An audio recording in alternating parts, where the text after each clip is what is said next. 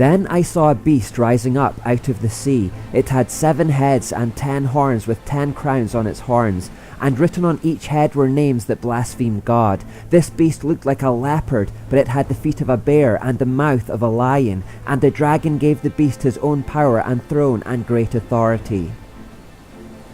The sea prophetically represents the massive godless people of the world. God told Isaiah, "But those who still reject me are like the restless sea, which is never still, but continually churns up mud and dirt." So the Antichrist will be a Gentile who will come out of the sea of the world's godless people. Isaiah may narrow his nationality down still further too. In understanding biblical prophecy, we have something known as the babushka principle. This principle says that Bible prophecy follows a cyclical or repeating pattern. This means that many of the prophecies have a short-term meaning which applied very narrowly to the people of that time, but also, sometimes without the prophets knowing, a broader scope, long-term, more universal meaning or fulfillment, which applies to the future of the world. This principle means that we can help discern the future by learning from the past, and it also means that prophecies can often have more than one meaning, an historical meaning and a future meaning. Using that principle, we see in Isaiah's writings a description of an Assyrian whose characteristics are strikingly similar to those of the Antichrist. "What sorrow awaits Assyria, the rod of my anger? I use it as a club to express my anger. I am sending Assyria against a godless nation, against a people with whom I am angry. Assyria will plunder them, trampling them like dirt beneath its feet. But the king of Assyria will not understand that he is my tool. His mind does not work that way. His plan is simply to destroy, to cut down nation after nation." Isaiah wrote this around the time that Assyria had taken Israel into captivity. Therefore, it could just be a reference to that time period only. However, using the babushka principle, I want to suggest that this has a future meaning and that we are reading about a description of the Antichrist here. This passage tells us about an Assyrian cutting down nation after nation. That is, the world at first, but then more specifically, him being used by God to conquer Israel to fulfill his wrath against them. This fits exactly with our Revelation study where we have learned that the Antichrist will conquer the nations at first with an army of 200 million, but then more specifically will trample over Israel so that God's wrath against them can be fulfilled. Like the Assyrian here, the Antichrist doesn't realize that he is merely being used as God's tool to complete a 7-year debt. He believes that he is doing it all in his own strength. As such, he is described as being proud, arrogant, and boastful. In fact, he believes himself to be invincible. Isaiah writes, "He is proud and arrogant. He boasts, 'By my own powerful arm I have done this. With my own shrewd wisdom I planned it. I have broken down the defenses of nations and carried off their treasures. I have knocked down their kings like a bull. I have robbed their nests of riches and gathered up kingdoms as a farmer gathers eggs. No one can even flap a wing against me or utter a peep of protest.'" Assyria doesn't exist today, but around the time that Isaiah was written, they had an empire that primarily covered the areas of modern Turkey, Syria, Iraq, and western Iran, the 4 nations around the Euphrates that were brought to our attention during the 5th trumpet. If I had to be specific, I would suggest that the Antichrist will come from Syria, and I'll explain the reasons later. What about this odd description of the beast though? It had 7 heads and 10 horns with 10 crowns in its horns, and written on each head were names that blasphemed God. This beast looked like a leopard, but it had the feet of a bear and the mouth of a lion, and the dragon gave the beast his own power and throne and great authority. What kind of bizarre creature will the Antichrist actually be? Well, again, this is just prophetic imagery. Don't expect him to literally look like a leopard-lion-bear hybrid. In order to translate this image, we must first notice the similarities with the earlier description of the dragon, which was also said to have 7 heads and 10 horns. This tells us that the Antichrist will be the very image of Satan on earth, in the same way that Jesus Christ was the very image of God. As for insight into the meaning of the animals, we can find some if we turn to Daniel. We're going on a detour here, but I'll try to keep it as simple as possible. Daniel writes, "Earlier, during the 1st year of King Belshazzar's reign in Babylon, Daniel had a dream and saw visions as he lay in his bed. He wrote down the dream, and this is what he saw. In my vision that night, I, Daniel, saw a great storm churning the surface of a great sea, with strong winds blowing from every direction. Then 4 huge beasts came out of the water, each different from the others. The first beast was like a lion with eagle's wings. As I watched, its wings were pulled off, and it was left standing with its 2 hind feet on the ground like a human being, and it was given a human mind. Then I saw a second beast, and it looked like a bear. It was rearing up on one side, and it had 3 ribs in its mouth between its teeth. And I heard a voice saying to it, "Get up, devour the flesh of many people." Then the third of these strange beasts appeared, and it looked like a leopard. It had 4 birds' wings on its back, and it had 4 heads. Great authority was given to this beast. Then in my vision that night I saw a 4th beast, terrifying, dreadful, and very strong. It devoured and crushed its victims with huge iron teeth, and trampled their remains beneath its feet. It was different from any of the other beasts, and it had 10 horns. As I was looking at the horns, suddenly another small horn appeared among them. 3 of the first horns were torn out by the roots to make room for it. This little horn had eyes like human eyes, and a mouth that was boasting arrogantly. I watched as the thrones were put in place, and the Ancient One sat down to judge. His clothing was as white as snow, his hair was like purest wool. He sat on a fiery throne with wheels of blazing fire, and a river of fire was pouring out, flowing from his presence. Millions of angels ministered to him, many millions stood to attend him. Then the court began its session, and the books were opened.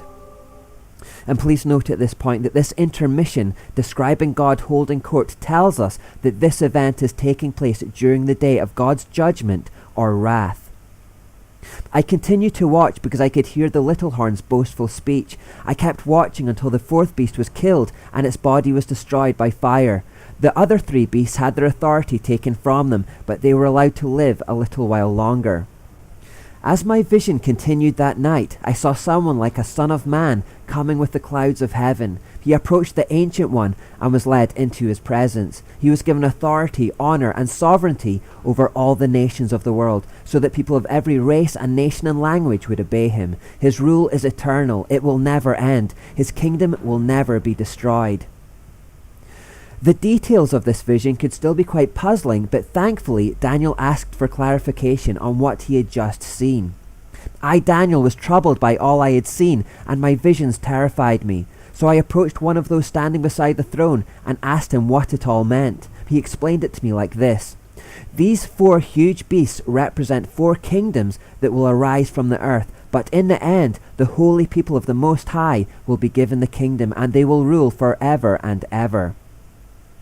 Then I wanted to know the true meaning of the 4th beast, the one so different from the others and so terrifying. It had devoured and crushed its victims with iron teeth and bronze claws, trampling their remains beneath its feet. I also asked about the 10 horns on the 4th beast's head, and the little horn that came up afterwards and destroyed 3 of the other horns. This horn had seemed greater than the others, and it had human eyes and a mouth that was boasting arrogantly.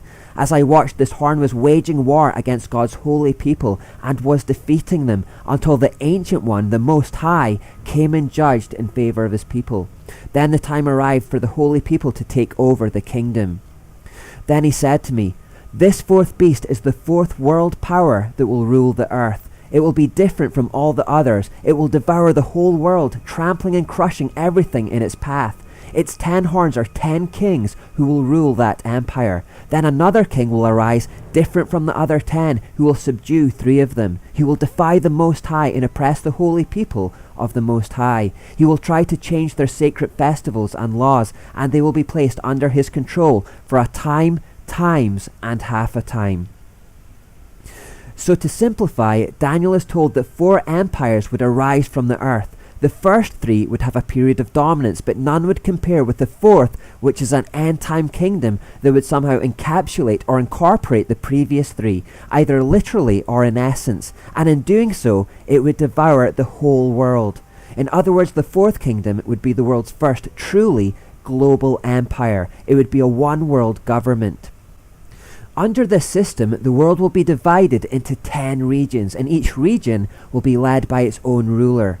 This is represented in the image by the 10 horns with 10 crowns. However, one man, a little horn, will rise up from within the system of governance, and he will come to overrule them all. He will particularly subdue 3 of the rulers, who would appear to be resistant to his authority, and ultimately he will become the most powerful man in the world, a kind of global dictator. And this is the Antichrist. So you'll notice that when the Bible is talking about this 4th beast, it's talking about an empire on the one hand, but it's also talking about the little horn who dominates this empire. Therefore, it gives him human characteristics. It says that he has human eyes and a human mouth and can make boastful speeches. It also tells us that he is the one causing Jacob's trouble by waging war against God's holy people and defeating them until the Ancient One, the Most High, came and judged in favor of his people. The Antichrist will rule this final global empire right up until the return of the Most High, that is, Jesus Christ. This description of 4 consecutive empires that culminates in an end-time global empire was revealed to Daniel in another way, through a dream that King Nebuchadnezzar of Babylon had. Daniel tells the king what he dreamt and then interprets. In your vision, your majesty, you saw standing before you a huge shining statue of a man. It was a frightening sight. The head of the statue was made of fine gold, its chest and arms were silver, its belly and thighs were bronze, its legs were iron, and its feet were a combination of iron and baked clay. As you watched, a rock was cut from a mountain, but not by human hands. It struck the feet of the iron and clay, smashing them to bits.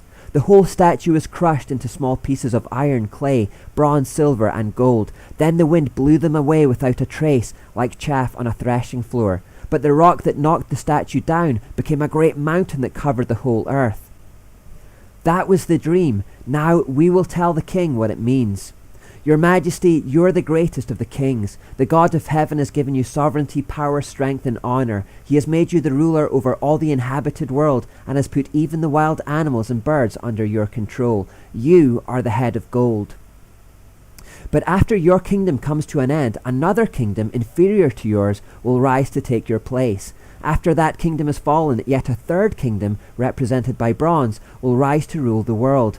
Following that kingdom, there will be a 4th one, as strong as iron. That kingdom will smash and crush all previous empires, just as iron smashes and crushes everything it strikes. The feet and toes you saw were a combination of iron and baked clay, showing that this kingdom will be divided.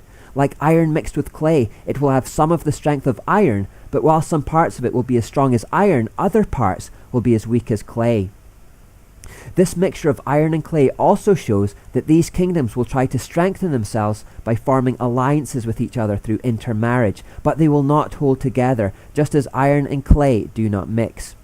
During the reigns of those kings, the God of heaven will set up a kingdom that will never be destroyed or conquered. It will crush all these kingdoms into nothingness, and it will stand forever. That is the meaning of the rock cut from the mountain, though not by human hands, that crushed to pieces the statue of iron, bronze, clay, silver, and gold. The great God was showing the king what will happen in the future. The dream is true, and its meaning is certain.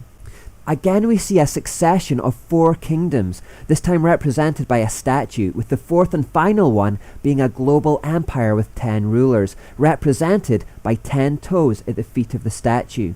The nations of the world will try to form alliances at this time for unity, and even though that endeavour won't be an unqualified success, the empire will surpass all the previous great empires. It will remain on earth until Jesus Christ himself, the rock not cut from human hands, smashes it to pieces and then sets up his own kingdom on earth.